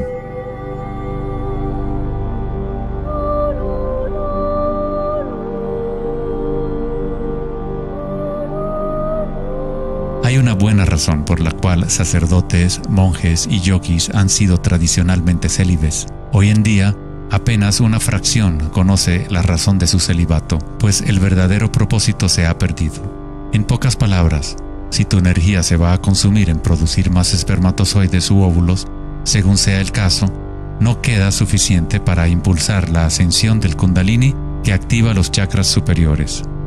El Kundalini es energía vital, la cual es también energía sexual. Cuando la conciencia se enfoca menos en deseos animales y se coloca en los objetos que reflejan los chakras superiores, esta energía fluye de regreso a la médula espinal ascendiendo hacia esos chakras. Muchas de las prácticas tántricas enseñan a dominar la energía sexual con el fin de poder utilizarla para una mayor evolución espiritual.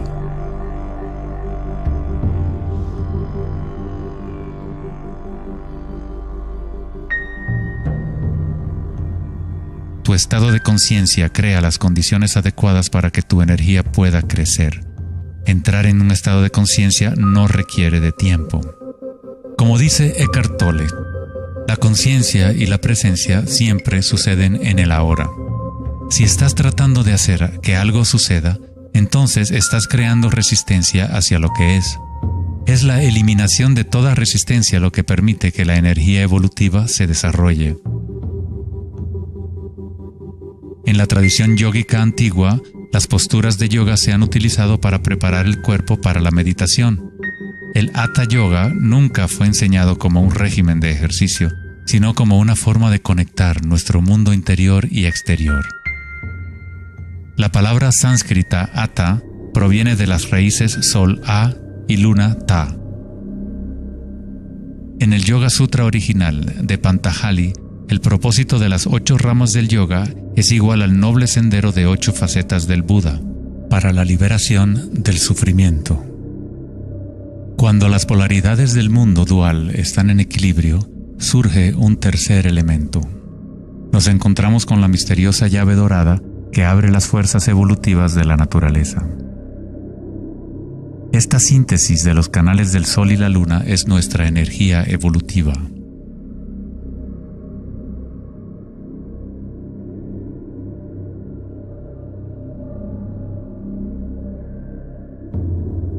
Puesto que ahora los seres humanos se identifican casi exclusivamente con sus pensamientos y con el mundo exterior, es en raras ocasiones que un individuo logra el equilibrio entre las fuerzas internas y externas, lo que permite el despertar natural del Kundalini. Para aquellos identificados solo con la ilusión, el Kundalini siempre seguirá siendo una metáfora. Una idea en vez de una experiencia directa de la energía y la conciencia propias.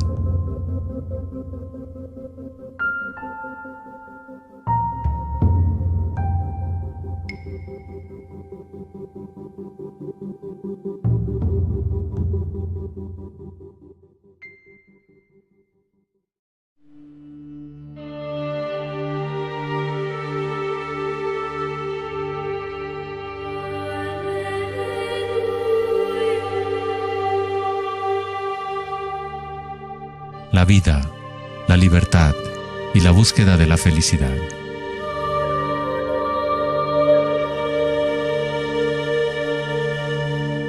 Vivimos nuestras vidas buscando la felicidad allá afuera, como si fuera una mercancía. Nos hemos convertido en esclavos de nuestros propios deseos y anhelos. La felicidad no es algo que pueda ser perseguido o comprado como un traje barato.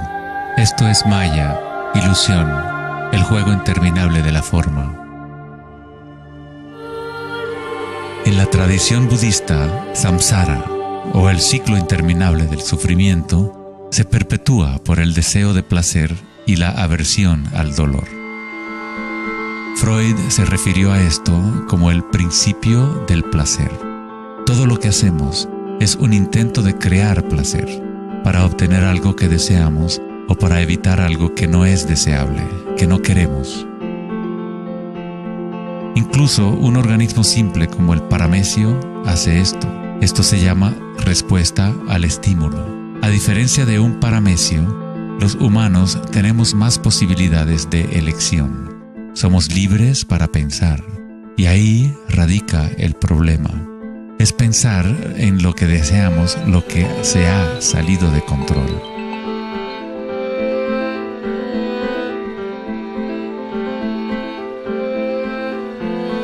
Safety systems armed. 10, 9, 8, 7, 6, 5, 4, 3, 2, 1, 0, and liftoff of Endeavour, going where east and west do meet at the International Space Station. El dilema de la sociedad moderna es que tratamos de entender el mundo no en términos de conciencia interna arcaica, sino cuantificando y calificando lo que percibimos como el mundo externo, a través de medios científicos y mentales.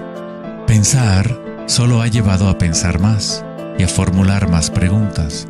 Anhelamos conocer el secreto que crea el mundo y orienta su camino, pero consideramos esta esencia como si estuviera fuera de nosotros, no como una cosa viviente e inherente a nuestra propia naturaleza.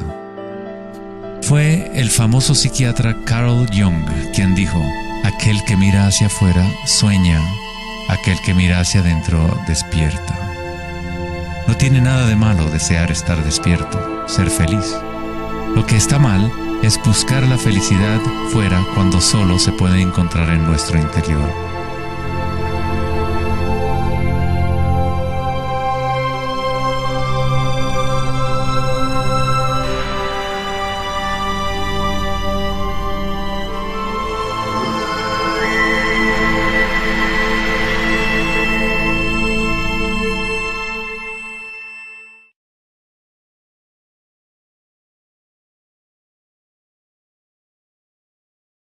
Más allá del pensamiento. El 4 de agosto de 2010, en la conferencia Techonomy en Lake Tahoe, en California, Eric Schmidt, director ejecutivo de Google, mencionó una estadística asombrosa. Cada 2 días creamos la misma cantidad de información que hemos creado desde los albores de la civilización hasta el año 2003. Es algo así como 5 exabytes de datos.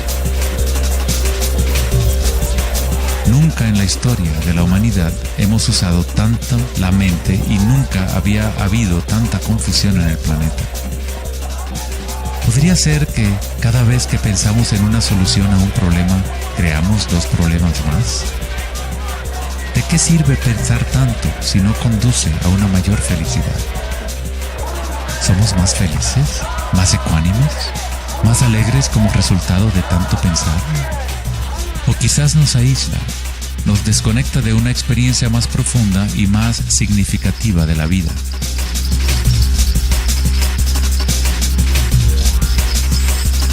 Pensar, actuar y hacer deben estar en equilibrio con el ser. Después de todo, somos seres humanos, no actos humanos.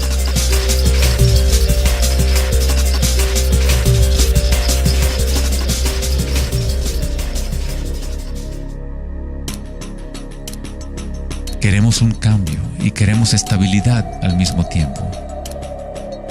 Nuestros corazones se han desconectado de la espiral de la vida, de la ley del cambio, mientras nuestras mentes pensantes nos conducen hacia la estabilidad, la seguridad y la pacificación de los sentidos.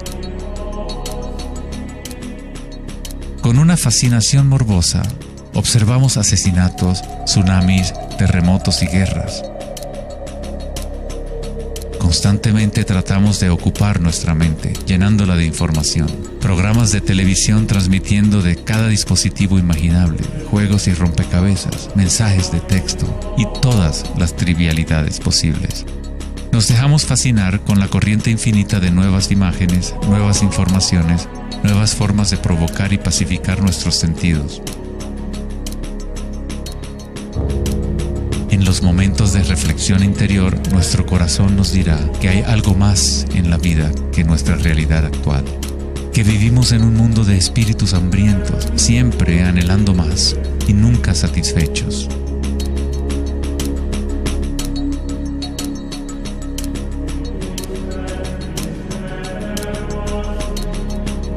Hemos creado una vorágine de datos que vuelan alrededor del planeta para facilitar más pensamientos, más ideas sobre cómo arreglar el mundo, para solucionar los problemas que solo existen porque la mente los ha creado. Los pensamientos han creado todo el lío en el cual nos encontramos actualmente. Libramos guerras contra enfermedades, enemigos y problemas. La paradoja es que aquello que resistes, persiste. Cuanto más te resistes a algo, más se fortalece. Al igual que ejercitar un músculo, en realidad estás fortaleciendo aquello de lo cual justamente te quieres deshacer.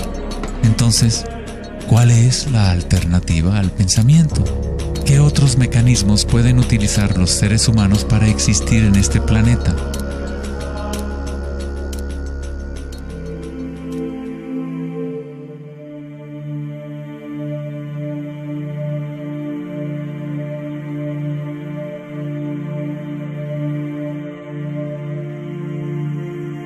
Mientras que la cultura occidental en los últimos siglos se ha centrado en la exploración de lo físico mediante el uso del pensamiento y el análisis, otras culturas antiguas han desarrollado tecnologías igualmente sofisticadas para explorar el espacio interior.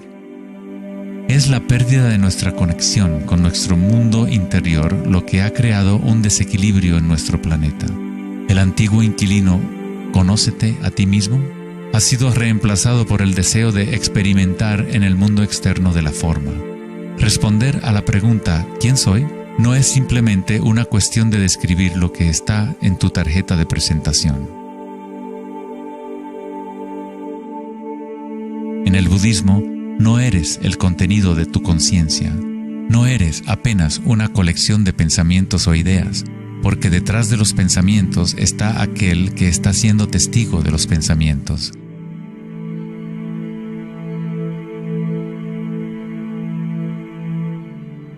El dicho enfático, «Conócete a ti mismo», es un koan del Zen, un acertijo sin respuesta. Como un perro persiguiendo su cola, es solo la identidad del ego que quiere encontrar una respuesta, un propósito.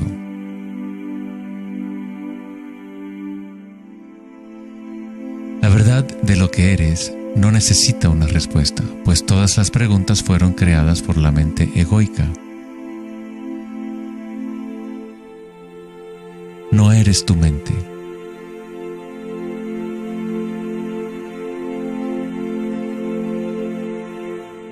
La verdad no yace en más respuestas, sino en menos preguntas. Como dijo Joseph Campbell, no creo que la gente esté buscando el significado de la vida, más bien buscan la experiencia de estar vivos.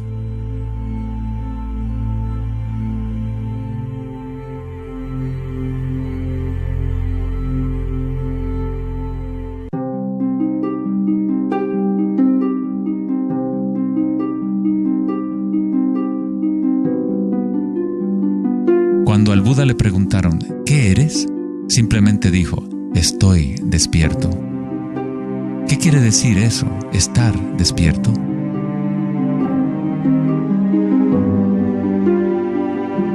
El Buda no dice exactamente qué es, porque el florecimiento de cada vida individual es diferente, pero sí dice algo, es el fin del sufrimiento.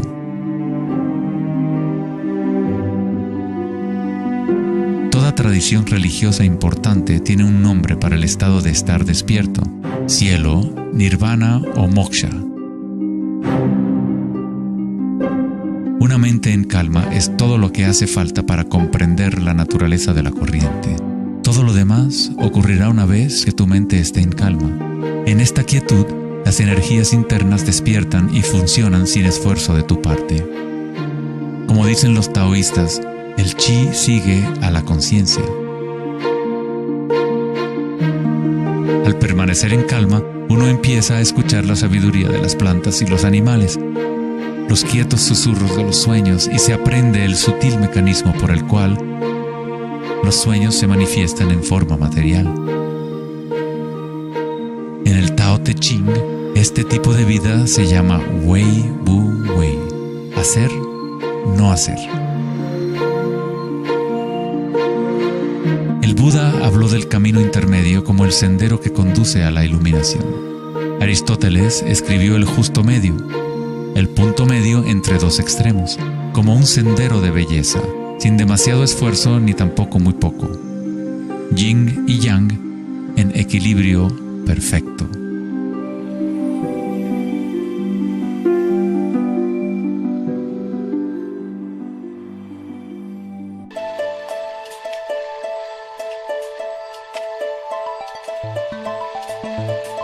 La noción de Vedanta sobre Maya, o la ilusión, es que no experimentamos el medio ambiente en sí, sino una proyección creada por los pensamientos. Por supuesto, tus pensamientos te permiten experimentar el mundo vibratorio de cierta manera, pero nuestra ecuanimidad interior no tiene que estar supeditada a acontecimientos externos. La creencia en un mundo externo independiente del sujeto que percibe es fundamental para la ciencia. Pero nuestros sentidos solo nos entregan información indirecta. Nuestras nociones acerca de este mundo físico creado por nuestra mente están siempre filtradas por nuestros sentidos y, por lo tanto, siempre son incompletas. Hay un campo de vibraciones que subyace en todos los sentidos. Las personas con una condición llamada sinestesia a veces sienten este campo vibratorio de diferentes maneras. Los sinestésicos pueden ver los sonidos como colores o formas, o las cualidades asociadas de un sentido hacia otro. La sinestesia se refiere a una síntesis o amalgama de los sentidos. Los chakras y los sentidos son como un prisma que filtra una serie de vibraciones. Todas las cosas del universo están vibrando a diferentes velocidades y frecuencias. El ojo de Horus se compone de 6 símbolos. Cada uno representa uno de los sentidos. Al igual que el sistema védico antiguo, el pensamiento se considera un sentido.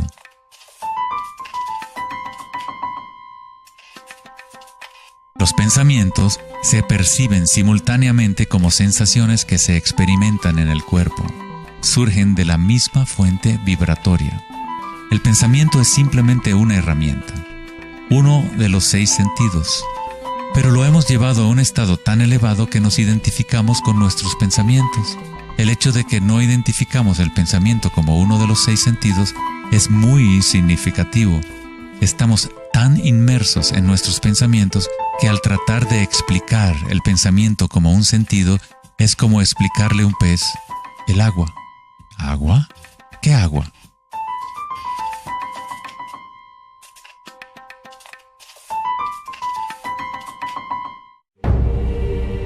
En las Upanishads se dice, no lo que el ojo puede ver, sino mediante lo cual puede ver el ojo. Toma conciencia de eso para ser Brahma, el Eterno, y no lo que la gente aquí adora. No lo que el oído puede escuchar, sino mediante lo cual puede escuchar el oído. Toma conciencia de eso para ser Brahma, el Eterno, y no lo que la gente aquí adora.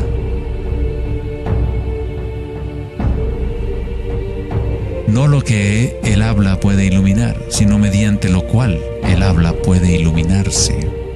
Toma conciencia de eso para ser Brahma, el Eterno, y no lo que la gente aquí adora.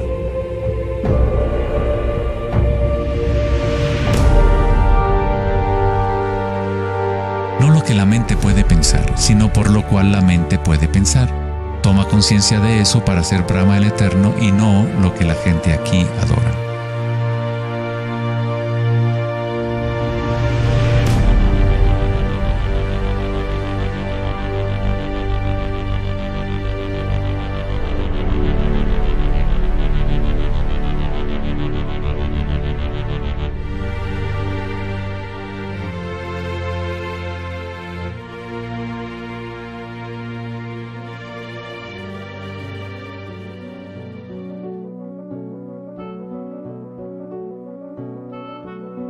En la última década, grandes avances se han llevado a cabo en el ámbito de la investigación cerebral. Los científicos han descubierto la neuroplasticidad, un término que expresa la idea de que el cableado físico del cerebro cambia según los pensamientos que se mueven a través de él. Como expresó el psicólogo canadiense Donald Hebb, las neuronas que se ponen en marcha al mismo tiempo se conectan entre sí. Las neuronas se conectan al máximo cuando una persona entra a un estado de atención ininterrumpida. Lo que esto significa es que es posible dirigir tu propia experiencia subjetiva de la realidad. Literalmente, si tus pensamientos son de temor, preocupación, ansiedad y negatividad, estás incrementando la conexión para que surjan más pensamientos similares. Si diriges tus pensamientos hacia el amor, la compasión, la gratitud y la alegría, creas la conexión para repetir esas experiencias. ¿Cómo hacerlo cuando estamos rodeados de violencia y sufrimiento? ¿No es esto una especie de engaño o vana ilusión? La neuroplasticidad no es lo mismo que la noción de la nueva era que dice que creas tu realidad con pensamientos positivos. En realidad es lo mismo que el Buda enseñó hace 2500 años. La meditación vipassana o la meditación introspectiva podría describirse como neuroplasticidad autodirigida. Aceptas tu realidad tal como es, como realmente es. Pero tú lo experimentas en el nivel raíz de la sensación, en el nivel vibratorio o energético, sin prejuicio o la influencia del pensamiento. A través de una intención ininterrumpida en el nivel raíz de la conciencia, se crea la conexión para una percepción completamente diferente a la realidad.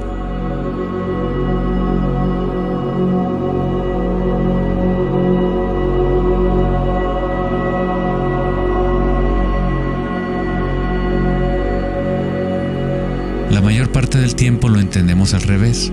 Estamos permitiendo constantemente que las ideas sobre el mundo exterior conformen nuestras redes neuronales, pero nuestra ecuanimidad interior no tiene que estar supeditada a acontecimientos externos.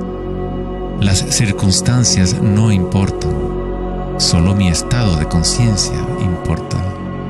Meditación en sánscrito significa estar libre de cualquier tipo de medición o evaluación, libre de toda comparación, de todo devenir. No estás tratando de convertirte en algo más, estás de acuerdo con lo que es. La forma de superar el sufrimiento del reino físico es aceptándolo por completo, decirle que sí a todo para que se convierta en parte tuya en vez de tú ser parte de eso.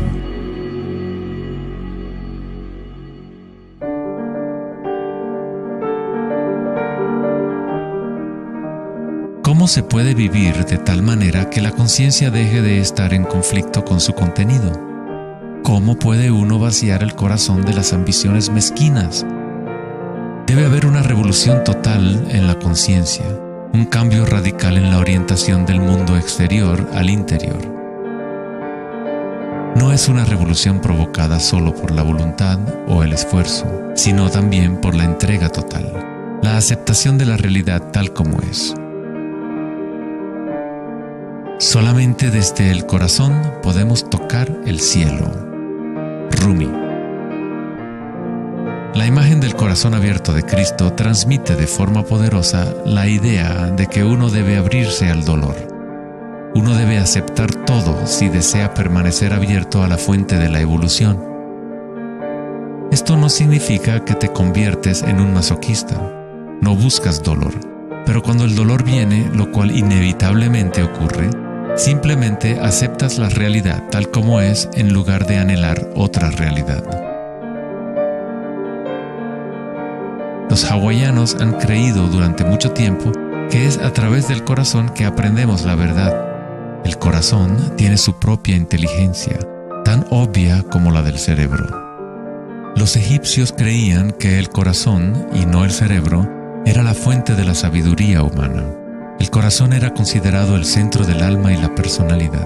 Era a través del corazón que se expresaba la divinidad, impartiendo conocimientos a los antiguos egipcios sobre su verdadero camino. Este papiro representa la medición del peso del corazón. Era considerado algo bueno pasar la vida después de la muerte con un corazón liviano. Eso significaba que habías tenido una buena vida. Una etapa universal o arquetípica que experimentan las personas en el proceso del despertar del centro del corazón es la experiencia de la energía personal como la energía universal.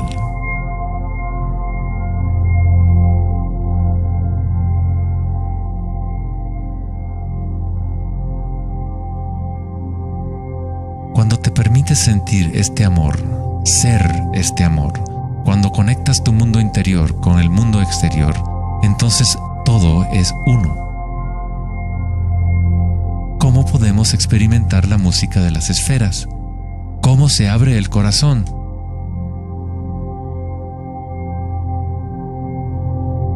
Sri Ramana Maharshi dijo: Dios habita en ti, como tú, y no tienes que hacer nada para ser consciente de Dios o de ti mismo. Ya es tu estado verdadero y natural. Solo abandona toda búsqueda, dirige tu atención hacia adentro y sacrifica tu mente al único ser irradiando en el corazón de tu propio ser. Para que esto sea tu experiencia que vives en el presente, el autoconocimiento es el único camino directo e inmediato.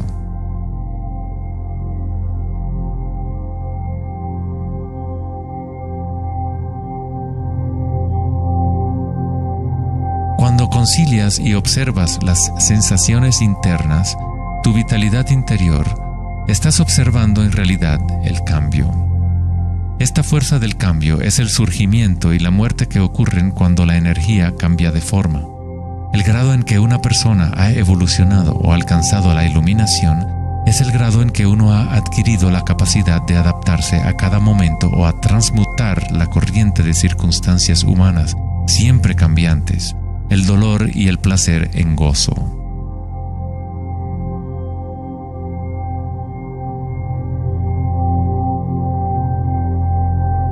Leo Tolstoy, autor de La Guerra y la Paz, dijo que todo el mundo piensa en cambiar el mundo, pero nadie piensa en cambiarse a sí mismo.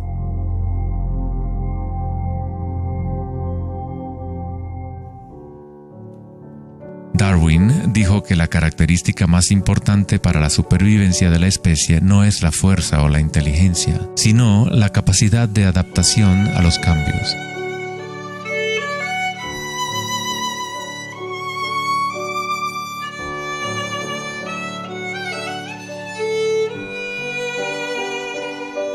Debemos convertirnos en expertos en adaptación. Esta es la enseñanza budista de Anicca. Todo está surgiendo y desapareciendo, cambiando. El cambio es constante. El sufrimiento existe solo porque nos apegamos a una forma particular.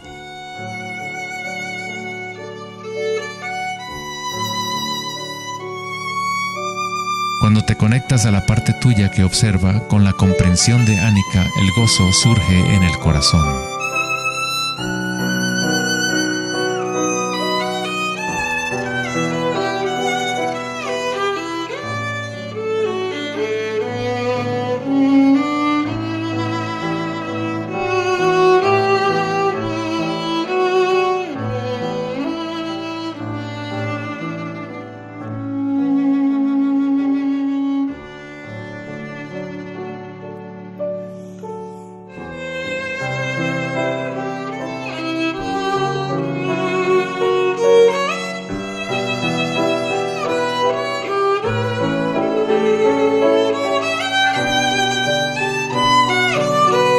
Santos, sabios y yogis a lo largo de la historia han descrito de una manera unánime la unión sagrada que se produce en el corazón, ya sean las obras de San Juan de la Cruz, los poemas de Rumi o las enseñanzas tántricas de la India.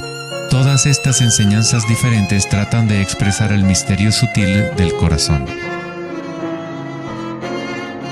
En el corazón, esta es la unión de Shiva y Shakti, la penetración masculina en la espiral de la vida y la entrega femenina al cambio. Atestiguar y aceptar de forma incondicional todo lo que es. Con el fin de abrir tu corazón, debes abrirte a los cambios. Vivir en el mundo aparentemente sólido, danzar con él, comprometerte con él, vivir en plenitud, amar por completo, pero sabiendo que es transitorio y que, en última instancia, todas las formas se disuelven y cambian. El gozo es la energía que responde a la calma. Surge al vaciar la conciencia de todo contenido. El contenido de esta energía de gozo, producto de la calma, es la conciencia. Una nueva conciencia del corazón. Una conciencia conectada a todo lo que es.